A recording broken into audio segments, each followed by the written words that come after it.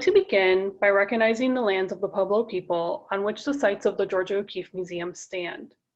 We recognize and honor their elders, past and present, and celebrate the vitality of their people today and into future generations. I offer this with humility and gratitude and acknowledgement of the need to confront the ongoing legacies of settler colonialism. I would like to extend a thank you to our members and donors who are here today. Your support made this event possible. And if you're not yet a member and enjoy this program, please consider joining today, as your gift will be matched dollar for dollar with our matching gift program. Visit gokm.org/membership to learn more. Now, without further ado, next is the director of the Georgia O'Keeffe Museum, Cody Hartley. Thank you, Shannon, and thank you everyone for joining us today. I am thrilled to be here and thrilled that you've joined us. It's really fun to see where everyone is connecting from.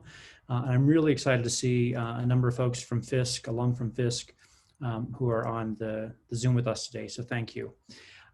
This really is a pleasure for me. I get to spend time talking with one of my favorite people today, Jamaal Sheats, the director and curator of the Fisk University Galleries.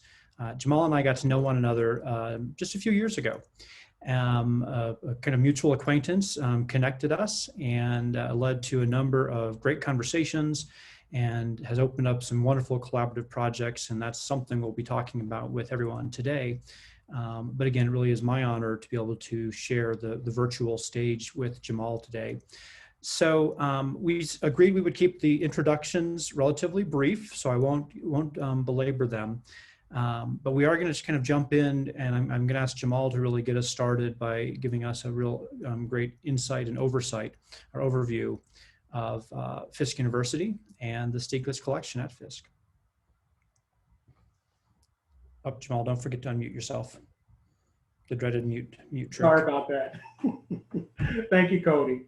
It's such a pleasure to be here with you today and with the O'Keeffe community and also the Fisk community as well, as we kind of unpack and talk about Georgia O'Keeffe and the Alfred Stieglitz Collection and her philanthropic gift, but also the partnership that's ensued beyond that.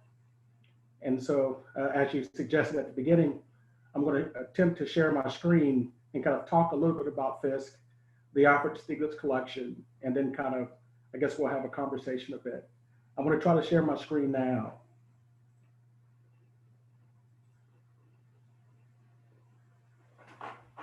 Can you all see it? Looks good. Fantastic. And so Fisk University is a small, historically Black college university located in Nashville. We have a population of about 800, let me correct it, of about 900 students. It's small but mighty. We produce more PhDs in astronomy and physics than any other institution.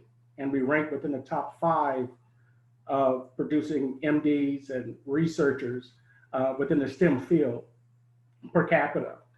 And so that's kind of where the heart is. But I decided to choose this photograph primarily because if you look in the distance, you see the library. And that's where we house one of our galleries, but also Fisk University Special Collections, where it's a center that really looks at or collection that really speaks to the diaspora of people of color. And so I start there, but I think it's important to talk about the cultural fabric of Fisk. And so I'm going to attempt to go to the next slide. And that's the Fisk Jubilee Singers. So Fisk is known again for the STEM field, but I love this photograph of the Jubilee Singers because this would be our D1 athletic program. This is the highest honor that a student could have. The Jubilee Singers left Fisk in 1871 to raise money for the institution. And next year, they'll be celebrating the 150th anniversary. And this really laid the foundation for the institution's commitment to the visual and performing arts. And I'll talk more about that commitment later on, but I'm going to start talking about the Alfred Stieglitz Collection. I think it's important to kind of give an overview of it. And then we're going to talk about how did it come into the possession of Fisk and kind of what are we doing with it now. So to start from the top, in 1946, after the death of Alfred Stieglitz, who was a photographer, his wife, George O'Keeffe, began to endorse Bree, and a few others began to kind of organize and gift it to several different institutions. And Fisk is the only academic institution that shares any part of the collection. Today, we entered a partnership with Crystal Bridges, and so it rotates between both institutions every 2 years. So what is it? The Alfred Stieglitz Collection at Fisk is a carefully crafted survey of European and American modernism. Alfred Stieglitz, I'm gonna go to the next slide. Oops. Well, I'll start with this slide. This is a photograph of George O'Keeffe and Charles S. Johnson. This was part of an exhibition that we did, Origins of Influence. This is part two. Part one, we looked at Alfred Stieglitz and his inner circle that I'll talk about a little bit later. And then part two, we focused on the African objects in the collection. And then part three, which will open in the spring of 2021, we'll look at American modernism. So it will take those 101 objects, but then we're going to integrate a few objects from our collection. But pictured here is Charles S. Johnson. Charles S. Johnson was the first African-American president of Fisk. He was a sociologist by trade, but he's one of my favorite figures to talk about because he was a champion for the arts. He was kind of the architect or the person behind the scenes of the movement that we now call the Harlem Renaissance. When he came to Fisk to serve on the faculty and then become president, he had this quote that I love to paraphrase, and he called the arts the soft armor of a nation, that you could change the hearts and mind of a people. And that kind of set up this kind of collecting history that we have at Fisk. And he was a good friend of Carl Van Vechten, who we'll talk a little bit about later on, who we think, and Cody, correct me on this because we don't know the smoking gun or the reason why she gave the collection to Fisk, but we think that he was the one that actually made the ask. Yeah, it's a fascinating kind of question. It's such an important moment in O'Keeffe's life as she kind of moves beyond Stieglitz's influence and sphere. And this gift is a kind of incredible statement, and yet there's remarkably little documentation about her precise motivation and why and how she came up with this idea. And so we do have to kind of look for the nearest likely candidates, and Van Vechten falls very close as both a kind of a mutual friend of all parties involved. True. So then the next question is kind of, who is Alfred Stieglitz? And this was a portrait that he did that was taken in 1907 and then printed for the first time in 1931. Alfred Stieglitz was a photographer. And then after being a photographer, he then opened a gallery which was called 291. And in that gallery, he introduced European modernists like Picasso, Renoir, Cezanne to America. And in our collection, we have several photographs by Alfred Stieglitz. I'm not going to show them all for the sake of time, and we have a lot to discuss today, but I will walk through just a few of them. This one primarily is one of my favorite photographs, at least as a teaching tool. And this was called Hand of Man. And it was printed in 1910. And what I love about it is the composition composition first, but then also in the title and looking at the power that's coming behind it. You see the train coming, you see the tracks going in one direction, the power lines there. But in the title, you also begin to question, okay, well, are we talking about these machines as being the hand of man, being the power lines and the train, or are we talking about the camera and the photographer and the way in which that, as this new movement that we're describing, that Alfred Stieglitz was able to capture, this new idea of modernism. And so all the implications that come through it as we're rethinking the world around us, and also yet we're very much connected. And so that's why, and I think that this photograph really embodies much of that. And that's why it's one of the ones that I love to share. I'm gonna go to another one. This one is called Steerage, which was done in 1907. He was on a cruise with his family and was printed in 1913, or printed before 1913. And this is one of the most important photographs in American art history. And of course, this is another portrait by Alfred Stieglitz. He had shot over 100 photographs of Georgia O'Keeffe, ranging from this one where she's sitting in the car to many nudes.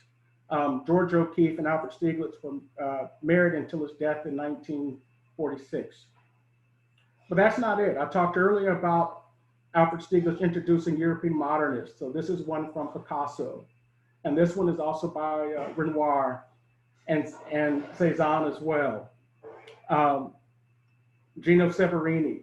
And again, if you all have questions about these works, we can definitely kind of hash them out and talk through it, but I wanted to give you an introduction to the collection because many people always ask, well, what's in it? They're always looking for O'Keeffe, and I'm always saying, well, there's much more than O'Keeffe, but we'll get to that. Henry Deleuze-Lautrec, Diego Rivera, and this is one of my favorite Diego Rivera. This is an early work by Diego. The English translation is Sugar Bowl and Candles. He was living in Paris in 1950, and there was a famous drink called absinthe. Hallucinogenic was actually banned at some point. And so when you see this idea of abstraction coming in, you see that the sugar bowl at the bottom, and then the candles, which also speaks to rituals. It's so much easier to talk about these objects in the gallery, but we're attempting to do it virtually, where we could all see them.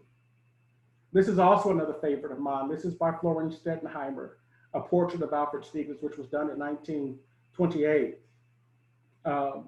Florian Stettenheimer was a socialite and also an incredible artist, but this one, what she wanted to do was to capture his inner circle. And so you see Baron Oscar de Meyer on one side, and then you also see Charles Demuth entering in on the other with a cane. In this piece, you also see placards that have Marston Hartley, Arthur Dove, Paul Strand, and many others who were considered to be a part of his inner circle. And then in the background, you see 3 references to O'Keeffe, including a painting from Lake George. When we opened the first Origins of Influence, we centered the exhibition around this particular painting because it highlighted his inner circle. So again, Alfred Stieglitz is known to introduce Americans to European avant-garde modernists, but also he was a proponent, a staunch supporter and advocate and enthusiast for American modernists. And so this portrait really illustrates that. Another favorite is Arthur Dove. I ask my students all the time when we joke about it, I said, well, what is it? And it's a great introduction because the answer is always, well, what does the title say? It's something in brown, carmine, and blue. And so what you see, this painting is actually painted in aluminum. And so when you think about the spirit of modernism, early modernism, and thinking about redefining and invention and ingenuity, you see this level of experimentation. And so it's a great introduction. This work at a teaching collection is a great introduction to this period. The collection itself just didn't include American and European modernists, but it also included many African objects. And Alfred Stieglitz was one of the first to not only view these, not take these from being viewed as this kind of ethnographic object, but actually as an art piece. And this one was exhibited in the 1913 Armory Show. And was also exhibited with a wasp nest and a Picasso and a Braque painting. And so this is one of my favorites. But what this is actually about, it's a reliquary mask. It's a mask that would be used in a ritual. And so as the people of Garbonne would be going through this ritual, they would, becoming either a man or a woman or coming out of adolescence into adulthood, they would be confronted with this figure and with a staff, and the person holding it would also have the bones in a basket or in a bag of their ancestors. And so it's just really a remarkable object. The next one is also a ball mask. Cody, do you recognize this at all? Yes. Yep. So this is one that that she had actually used in the painting, Mask with a Golden Apple. You know, in the mask with the painted apple. I'm fumbling right now. Mask with a Golden Apple. But also, she also had artists like Marston Hartley, which I'm really excited about as well. This one, he was living in Germany in 1913, and he was inspired not only by the environment around him, and that when you look at the stars and the moon, the skies, it could not fit into the picture frame. It almost expanded outside of it. And so if you were to see this in person, you would see that he painted on the frame. But also he was inspired by the German pageantry while he was living there. He saw the gentleman in the military. And so in thinking of an interesting article that I was reading, George O'Keeffe called this painting a marching band in a closet, which I thought was pretty funny. So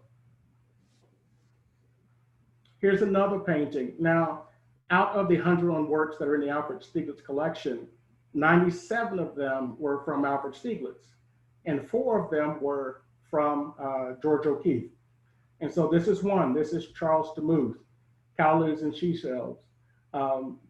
This is an incredible painting, and many times when visitors come to the gallery, they believe it's an O'Keeffe, but it's not. They were dear, dear friends, and this is part of a series that he did that were called poster portraits, where he would take portraits that weren't necessarily figurative or literal, but more abstracted. And so this one has a subtitle, Bert Savoy. Bert Savoy was a vaudeville performer and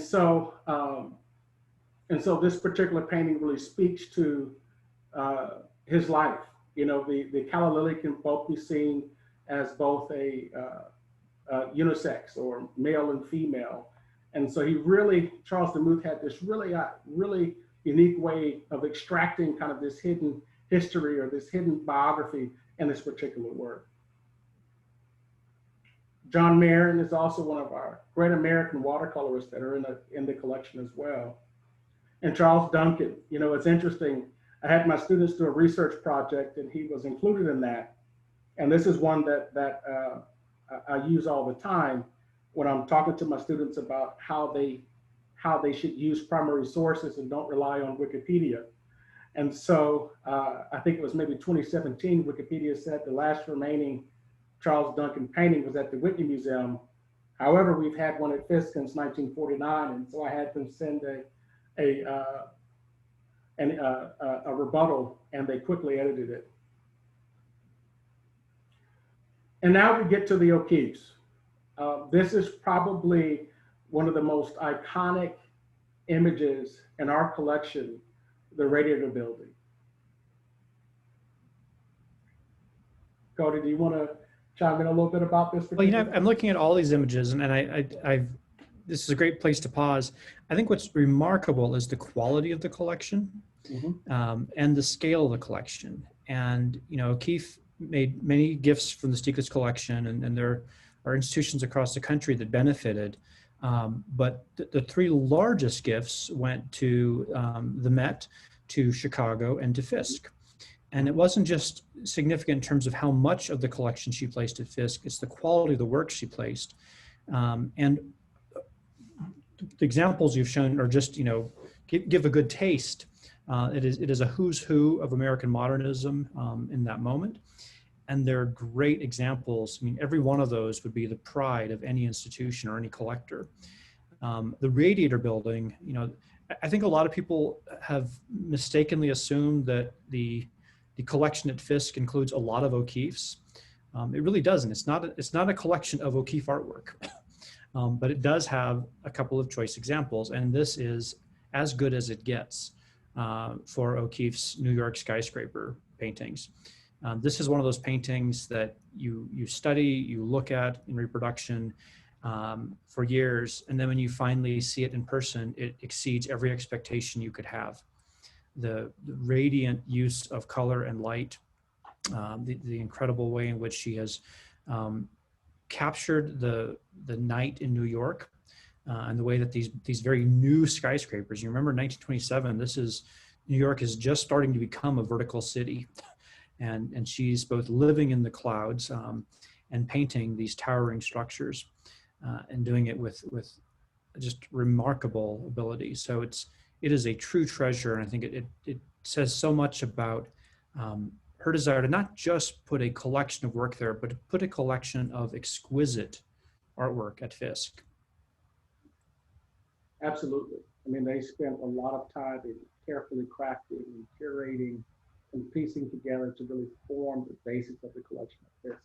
So I totally agree. this is absolutely extraordinary. And I always marvel at it because there's no grounding. So no matter where it's positioned, it always forces you to look up. Yeah, yeah. Yep, and it just they're truly remarkable. I don't know how many people had the chance to see any of these works in person, but if you have the chance at all, whether they're on view at Fisk or at Crystal Bridges, they are truly. I mean the Calla Lilies, the Bert Savoy portrait by Demuth, that is a painting that I just got transfixed in front of and couldn't walk away from. It's so beautiful and so it's like gravity just pulls you in. Absolutely.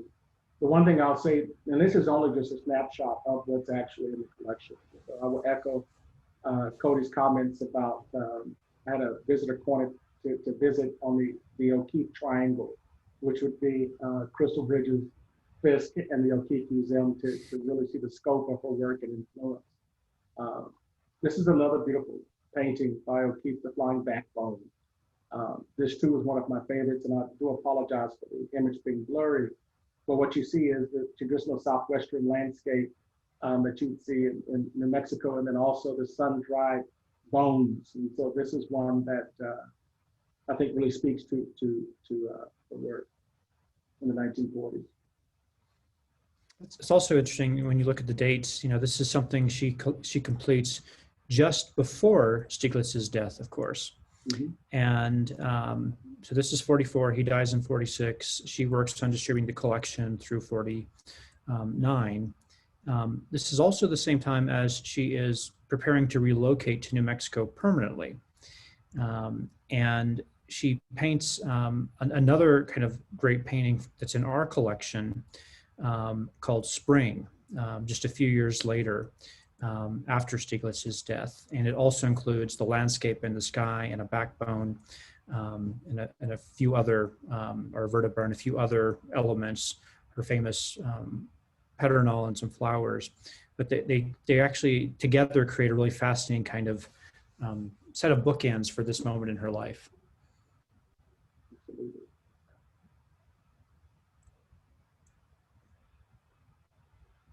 I think I'm going to stop sharing the screen just for a minute and just see if we can have a few moments to talk, or do you want to keep going? Let's see, what do we have next in there? More about the scope of Fisk. Well, I wonder if would this be a good time to just say a little bit about how the collection, how the Stieglitz collection got there. And I'm sure people are aware of the struggle to keep the collection in the last 2 decades. And maybe we should just kind of touch on that at this point. Absolutely. And so, that's a great question, is how did the collection come to Fisk? Well, today Fisk has a collection of over 4,000 objects. Prior to the Alfred Stieglitz collection coming to Fisk, we had collections come from Abbey Aldrich Rockefeller, not the Harmon Foundation, but Lincoln Kirstein and Kent Rockwell, among many others. Samuel Insull, who donated the collection in 1922. And so what's pictured here is the gallery. The gallery itself was originally a gymnasium. It was constructed in 1888. W.B. Du Bois, class of 1888, organized a group of students to purchase this building. And when George O'Keeffe decided to give the collection to Fisk, she selected this building to become the first permanent art gallery on campus, even though we've been collecting since the 1870s. Now, we talked a little bit earlier about Charles Johnson and George O'Keeffe. We didn't talk about, we talked a little bit earlier about Charles Johnson and George O'Keeffe, but also prior to the Alfred Stieglitz collection, with Aaron Douglas coming to Fisk, and he painted the murals in Cravath Hall. This is the card catalog, really.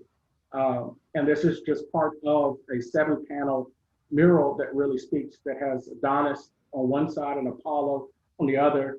Here you see pictured the philosopher with the ruins on one side and the factor on the other, the coal factor on the other side. We have the poet and the scientist. And so we think, this being the academic heart of the institution and it being the academic heart of the institution, in the center of campus, that this is really the heart of the institution. And so we started very early on with that. Douglas would then come back to Fisk in 1937 to start teaching part-time, and then officially founded the art department in 1944. Douglas himself would be considered the visual voice of the Harlem Renaissance. And on one side, you see the magazine Fire, which was done in 1933. And then you'll see a piece that he did for the International Center on campus, which is called Goodmore Stately Mansion. And these are two objects that I think really speak to Douglas's work and his legacy. The other thing is, again, we talked about Charles S. Johnson. And then this is a photograph of Charles S. Johnson, and then one of Carl Van Vechten. Carl Van Vechten, a very complex figure, was a music and theater critic. He wrote a book that really had a fetishistic view of what was going on in Uptown. And so he was a kind of a behind the scenes, a driving force to people coming from downtown to Uptown. And he had this kind of perennial view. So he asked George O'Keeffe to donate this collection of European modernists to an institution, Fisk.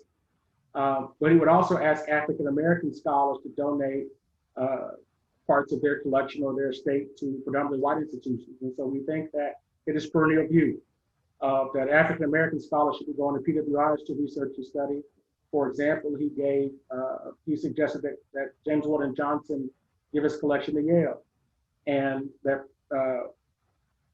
non-African-American scholars come to HBCU to study, or predominantly Black institutions to study as well.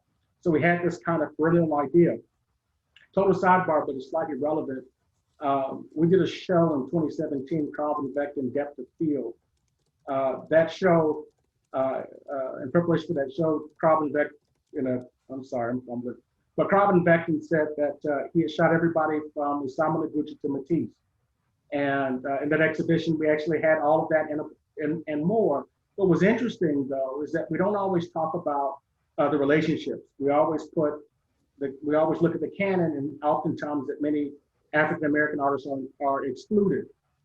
And in that show, you could see the relationships. And so you'll see a bust by Paul Robeson, done by Jacob Epstein. And so Carl Van Vechten really connected people. And so that's one of the legacies that he's left behind us. When George O'Keeffe came to campus, she also worked closely with students. We opened, the Nashville community opened and welcomed her and planned parties and so many events for her. And she didn't show up. She actually spent most of her time in the gallery working with students and setting the lights and hanging the lights. And so here's also another photograph of George O'Keeffe with many of the student workers that helped her install the first exhibition of the collection. I love these photos, and I love the accounts of her kind of skipping the parties to work with the students instead, because it seems so perfectly in keeping with her own experience as a teacher. Mm-hmm. She started her life as a teacher, and she never stopped teaching. And I have to think that had to be part of what both motivated her in the gift, but also part of the joy she found in working with Fisk to install it. Plus, she was also a bit particular about the way artwork was presented. And so I think, she would have wanted to maintain some control over that presentation and keep a close eye on how it was all presented. So you have me laughing here. I had a conversation with Driscoll, and may he rest in peace. We hope to bring him to Nashville in April, David Driscoll. And he was sharing with me a story about that Aaron Douglas had shared with him about O'Keeffe supposedly chasing him with a hammer in the gallery. So I'm laughing with that visual. I don't know if I ever talked to you about that, but no, that's a great story. And it's funny you talk about it when we think about our students in the Gallery Ambassador program that we started in 2016. One is from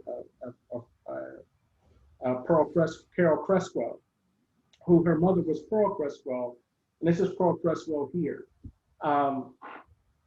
She's been called the caretaker or the curator, and I prefer to call her the director of the gallery. And she served in that capacity from 1949 to 1989. But when I came to Fisk in 2015-16 academic year, her daughter was my first volunteer, and she's in her 85th or 86th year this year.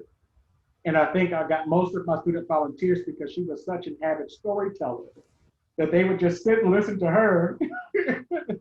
And so once I got bodies in the room, then we could begin to do other things. But you know, she's such an important part of the legacy at Fisk, and so we thank her for her service and her daughter's continued support of the institution. I'm going to stop sharing just for a moment.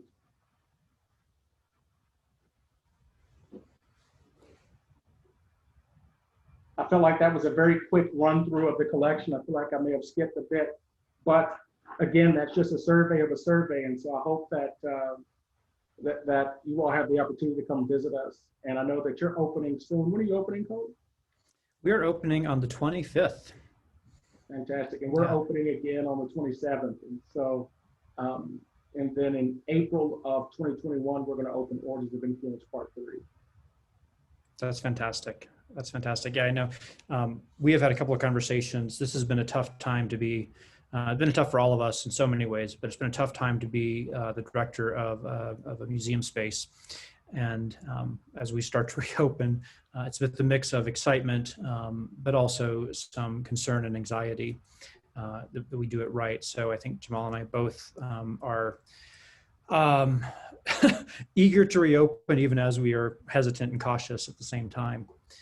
I wonder if we should talk just a little bit about the kind of the controversy around the collection. I saw a couple of questions pop up in the chat, and I know it's people are somewhat aware of the circumstances, but I think it's an important part of the story and the legacy to be aware of before we talk about kind of what Fisk is doing now with the collection and how it's used.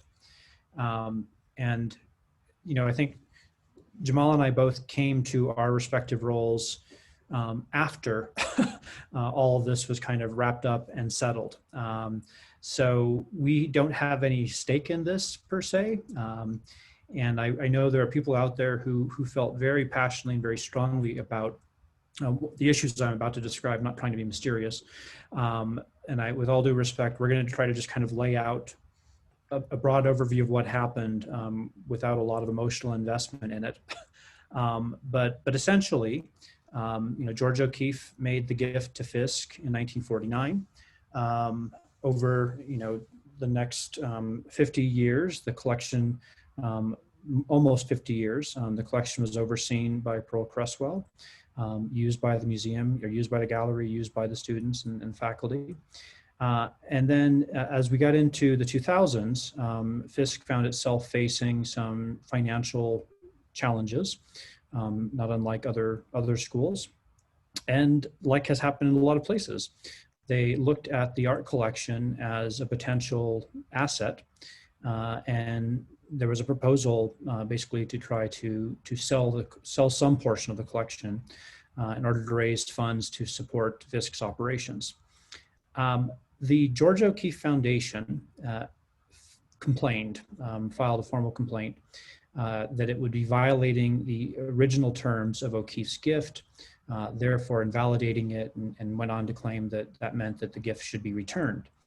Now, bear with me, it's slightly confusing, but the George O'Keeffe Foundation at the same time was wrapping up its operations. It was given a 20-year lifespan when it was established by the courts following O'Keeffe's death. And after those 20 years, it was to kind of wrap up operations and transfer all of its remaining assets, including the home and studio in Abiquiu, her copyrights, and a significant number of artworks to some successor institution. Well, it happens to be that successor institution was the George O'Keeffe Museum, which was founded independently in 1997, a decade after the foundation. So the foundation trustees agreed to transfer everything to the O'Keeffe Museum, which has led to a substantially improved collection for us at the O'Keeffe Museum. We are now kind of the sole party overseeing O'Keeffe's legacy the copyrights, the home and studio, and so forth. There was a caveat to that. With the transfer of all those materials came the requirement that we continue prosecuting the lawsuit to try to recover the collection. Ultimately, the Attorney General in the state of Tennessee decided that the foundation, therefore the museum, had no standing in the case. And that was kind of the end of our involvement at that point. Subsequently, though, a deal was brokered where Crystal Bridges and Fisk University established joint ownership of the collection. Crystal Bridges is a relatively new museum in Bentonville, Arkansas, Museum of American Art, opened by Alice Walton. And Alice is a remarkable individual, a remarkable collector, and a visionary museum leader. And I know not everyone loves Walmart, but what she has done with Crystal Bridges, I think, is truly incredible. It's one of the most thoughtful and forward-looking museums in America. In any event, Crystal Bridges, partnered with Fisk to have a joint ownership of the collection, which meant that Fisk got an infusion of cash to support operations and to support the care of the collection, and got an incredible partner in caring for the collection and showing the collection in Crystal Bridges. And so that's kind of where we stand at this point. And Jamaal, please jump in to expand and correct what I've said. I think you hit it right on the head. I think we're all shocked when it happened. I also don't feel as if we've done a great job of telling the story of the partnership. It's been, since I started at Fisk, I came there in 2015, 2016. It's given us an opportunity not only to share this collection. I think there's an operative word between both institutions and that word is access. And so Crystal Bridges is always interested in access of American art. And we also, part of the operative word in our mission is also access. And if you think about George O'Keeffe giving a collection to Fisk in 1949, and thinking about what Nashville was in 1949, which was basically a cultural desert, the closest museum to Nashville or to the university at that time would have been what is now known as the High Museum. And so in thinking about that kind of strategic vision that O'Keeffe had in placing it at Fisk, and thinking about how that kind of mission could live on, think about what Crystal Bridges was before, or Bentonville, Arkansas was before Crystal Bridges was there. And so in that fact, I think that it's still fulfilling that gift and that mission. But so that part is aligned. The other thing that it gave us access, opportunity to do, is that it freed up gallery space to a certain extent. I hate to use that word, but we have 4,000 objects in our exhibition. And so we were able to build a really robust exhibition schedule, really highlighting the other 4,000 objects in our collection. And then we, as you said before, we gained an incredible partner.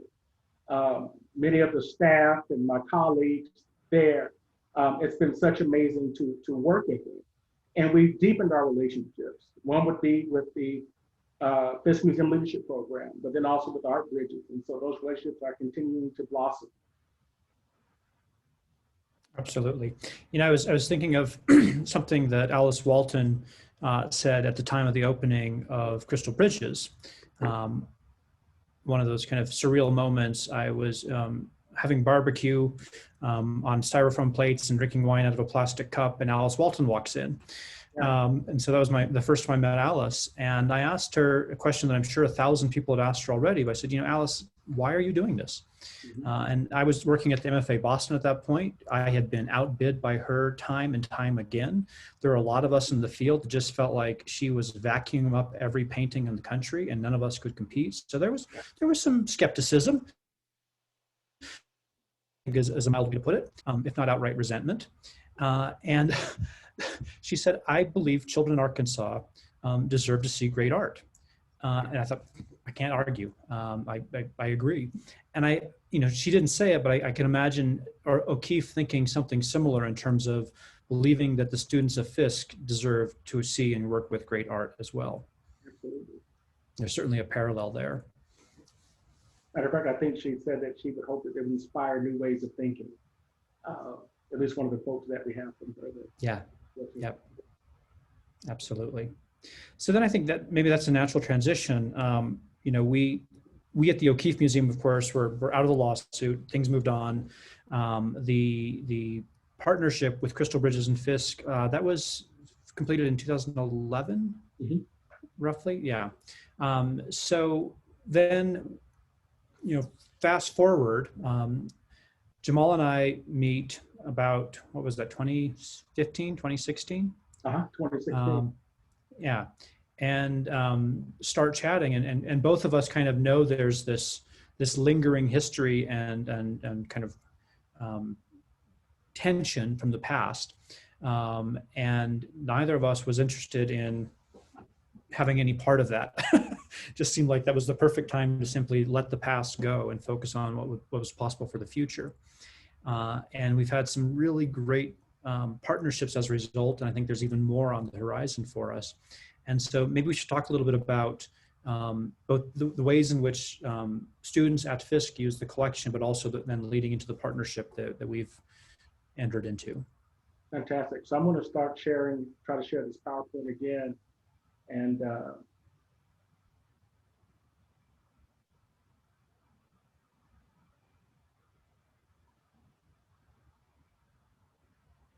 bear with me one moment.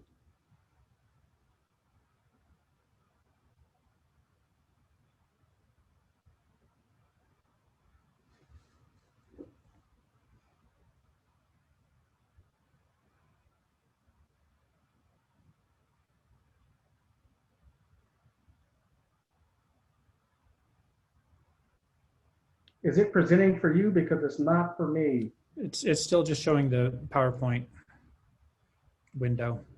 Technology. I'm going to step out 1 second. I'm going to try it again. Hold on 1 second. I love that view of the Alfred Stieglitz reincarnated in the galleries.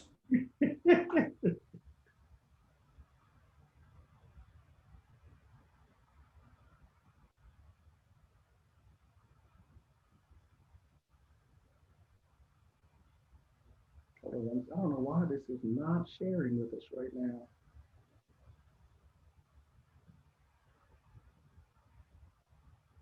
Never fails. It was working perfectly before.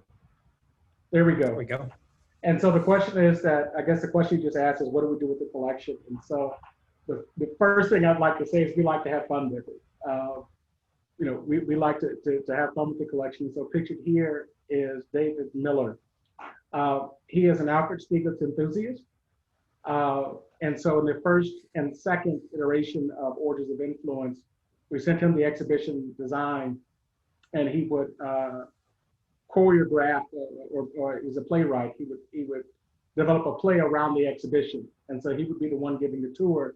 And so this is actually him in the gallery giving a tour as Alfred Stieglitz. I believe many of our visitors would become so immersed in what he was saying and say, well, wait a minute, it's not 1880, it's 2016. But he's such a wonderful, wonderful individual. But I like to say we like to have fun with it. The other thing that we do is that we teach from it. This is Ambar Gonzalez in the gallery working with a group of families and students. And she actually was a gallery ambassador, and she was in our Fisk Museum Leadership Program. And I'll talk more about that later. Again, you know, I can't stress it enough, we teach with it. We start early. And so another program that we have in the gallery is called BIG, Babies in the Gallery, which is from 0 to 12 months. We also teach seniors. So I like to say in the gallery, we teach from 8 months to north of 80. And this is also with one of my former students and gallery coordinators. He's now an independent curator working between Houston and South Africa, Michael Ewing. And this is us teaching with a group from the Ocean Life Learning Institute. But much of this work would not, the other thing that we do is that we integrate into all academic disciplines. And so this slide really speaks to, okay, well, how do we do this? And what we're working with the English department, foreign language department, honors program, and physics, and many other areas. But this is something that's not really unique. This is something that Fisk has been doing a long time. And so in this photograph, you see the Cody mask in the back. You'll see Aaron Douglas with two students teaching in the Carl Beckton Art Gallery. And then on the other side, you'll see the same type of chart, you know, the physiological aspects of art, or the chemistry in art, or the physics in art. And so this was something that we've had a tradition of doing. So not only do we teach, we also have aspirations of training the next generation of arts leaders. We have a gallery ambassador program, and this is a group of our gallery, of some of our gallery ambassadors, and we've actually trained over 70. Just to talk about where they're coming from, is that 2/3 of our students are actually STEM majors. One of the smallest areas is actually art majors. And so with that, what happens is that they get the arts bug somewhere. I had a student one year that said, you know, Professor Sheats, I'm a business major. I love working in the gallery and being gallery ambassador, but I have aspirations of working in HR. And I said, well, let me call some of my colleagues to find out there's an internship in human resources. I said, hey, do you have internships in that area? They said, nobody ever asked that. What normally people ask for are curators, or normally curators. I think that's the position that everybody wants. And so with that, we began to place some students in competitive internships at many of our partner institutions. Now, what came out of that was the Fisk Museum Leadership Program. And that Museum Leadership Program is supported by the Walton and Ford Foundation. The first person I called, the first institution that I called when we saw the announcement for the Diversity in Arts Museum Leadership Initiative, which is through the Walton and Ford Foundation, was Cody. And in that conversation, Cody, we kind of mapped it out and said, look, he said, I want to be a part of this. Let's see if we can work together to change the field. And we started this program. The program consists of 4 modules. The first module is conservation. And so we partnered with the University of Delaware. We partnered with Yale University. The second module would be curatorial, and that's where we would work with, where we partnered with Crystal Bridges. And we also partnered with the Frisk Art Museum in Nashville. And then we did museum education, and that's where we've worked really closely with the O'Keeffe Museum. And then also development, which is really focusing on all the back office stuff, not the glamorous stuff, but you know, the finance or the development and fundraising and human resources. And so what we would do in a course of 1 year of these 4 modules is give a student a crash course in every area. And then the second year, we would offer a fellowship to a maximum of 5 students. And so we have graduated our first cohort, and where we have not finished up our second cohort. They're halfway through the program, and now we're beginning to plan our third cohort. I'm just going to go through a few photographs just to show you about the program. So this is our students that participated last year, our second cohort at Yale during the conservation module, and they're at the West Campus studying there. And then also we've partnered with the HBCU Alliance, and that's a key partner because the Museum Leadership Program is not just at Fisk. We recruit students in partnership and in collaboration through the HBCU Alliance of Museums and Galleries.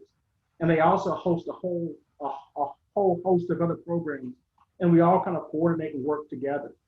And so many of our students participated in a CLAP program at Princeton, curatorial, leadership, art, and practice. And so this is a photograph from there. But now we come to the O'Keeffe. And I don't know if we want to stop and talk a little bit to talk about these programs, or do we want to just go through the slides to kind of show some of the experiences? Let's go through a couple of the slides and just show the range of kind of experiences. You know, you see them in different different institutions, working with different staff members. I mean, I think, you know, this is a program that I'm just incredibly proud that we're able to participate, because it is bringing together these incredible students, and yes, in part, they're here, they're at the O'Keeffe Museum, they're at these other museums to learn. Here you see them in the galleries at Crystal Bridges. But we learn as much from them. Here they are in our patio in the Research Center garden. I'm having lunch with a lot of our staff. And it really is a two-way street. I think it's incredibly important for us to remain relevant, for us to be relevant in terms of how we tell the story of Georgia O'Keeffe's life and legacy in ways that has meaning for the future, to hear from younger and diverse perspectives. And the students that Jamaal's program has brought to New Mexico and brought to the O'Keeffe, they challenge us, they question us, they expect us to explain ourselves. And it is such a productive, rewarding experience. And I'm so thrilled to be part of it, and so grateful to Jamaal and his colleagues that make this program possible, because it is creating the next generation of museum leadership, and it's a brilliant, brilliant program. Cody, you may recognize a few faces in this, and so here's one where you have Robert Rios. He's currently in an MFA program. Amber Gonzalez, who I talked about earlier, she's very much interested in art, but she's taken 2020 to focus on politics and the election, so she's campaigning right now. And then you have Jordan Wright, who did a one-year fellowship at Fisk, and I've hired him as the gallery coordinator. And then on this side, you see Genevieve Antone, who received a one-year fellowship at TriStar Arts, and she's also now over membership there. But you talked earlier about these students this program takes students all around the world or around the country. And by the time they finish their first year, they have worked with over 100 museum professionals in different aspects of it. And so even at the O'Keeffe, I don't think there's a staff member or an intern or a staff member or an intern that they did not interact with in some capacity. And so that's valuable learning experience. And you're right. They ask questions. I remember when we were there last year talking with one of the interns, and said that our students ask questions that they're afraid to ask. And I think that's because they're young and they're energetic, and so they have that sense of freedom. Yeah, so I mean, it's been truly an amazing experience, and I know that many of your colleagues hear from them often, because it's not just about this one-time experience; it's also about this peer-to-peer mentoring. And so I know that Ariel and Stephanie and many others have continued to have conversations with our students in the program. Yep. Here's the group out at the Ghost Ranch house with the Pedernal in the background. Now I do have a question. Now, were we the first group to go to the Ghost Ranch that were non-art scholars, the first kind of? That's a good question. It's certainly the first student group that I've ever taken up there. And I've been here almost 8 years now. I mean, yeah, access has been pretty limited historically. I think this is part of for us, this is really about that access question, because it is even more poignant today than it was 4 months ago. But anyone that's in the museum field knows that this is not a diverse field. When you look at curatorial positions, when you look at leadership positions, it tends to be a very white, privileged field, and has been historically. Museums, I don't think, will be relevant in the future if they don't begin to reflect the communities where they live and operate, if they don't begin to tell all the stories of America, and not just the stories of a privileged few. And that happens when you start changing the composition of your leadership, your administration, and your staff. And I think that's where a program like this, and really giving access to future museum leaders, future museum employees, is so powerful in actually making a change. My entire career, people have talked about diversifying the museum field, and it's usually resulted in an internship here, a program there, but glancing approaches that don't really change the underlying truth that it's a very narrow field when it comes to diversity. Programs like you've created with museum leadership cohorts, they truly change that, because you're working with a group and it's a sustained contact. You're giving them incredible connections in the field. And as I said, we benefit as much from their presence, their participation, their questions, their insight as we share with them. So it's really a two-way dialogue, and I'm just so thankful that we're part of it.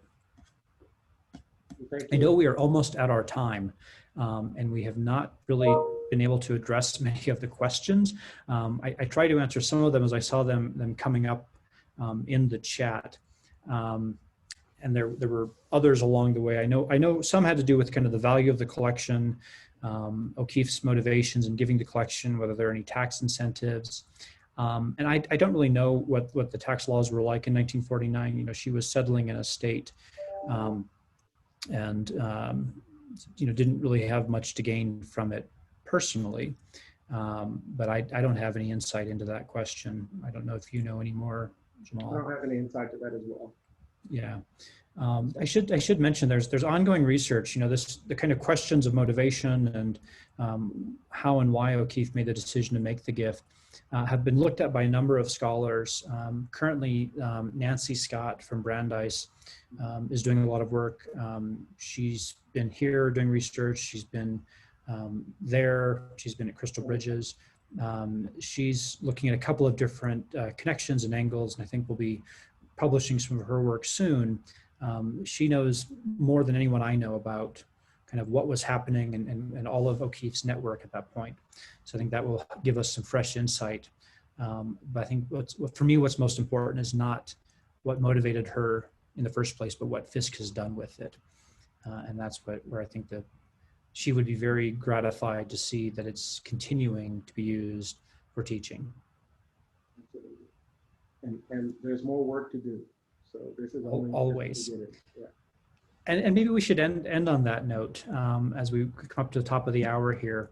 I think for Jamaal and I, you know, we both are very excited by the future and the promise of continuing these programs, continuing these partnerships. We have talked about a joint exhibition. Crystal Bridges is an ongoing partner in a number of projects, and their Art Bridges initiative, which is a kind of a separate program to bring institutions with collections together with smaller institutions that don't necessarily have collections or have the collections team to do exhibitions. And so I think we're all like eager to continue to ensure that this material is broadly available and seen by the world, because there's so much to gain from it. All right. I know we're at 4 o'clock. Any last thoughts, Jamaal? You know, I just saw one question, and the question was, is there artwork on all over campus? And so I'll answer that. Yes, every building you walk into on campus, just about with the exception of a few dorms, you will see world-class art. Absolutely. Yeah, and again, if you have any other questions, feel free to reach out to us at the institution. So. All right. Well, I'm going to go ahead and conclude here. And I'm first going to thank you, Jamaal, for being a friend, for being a partner with the O'Keeffe Museum, and for everything you do for your students. You are incredible. And I feel really honored to know you and work with you. And look forward to continuing a long, long partnership into the future. And then I will thank our audience. We had over 170 people join us. 135 of you have held into the bitter end as we go just over 4 o'clock. So thank you all for joining us. Please continue participating in our programming. My gratitude to all of you. Stay well and take care. Thanks, everyone. Thank you.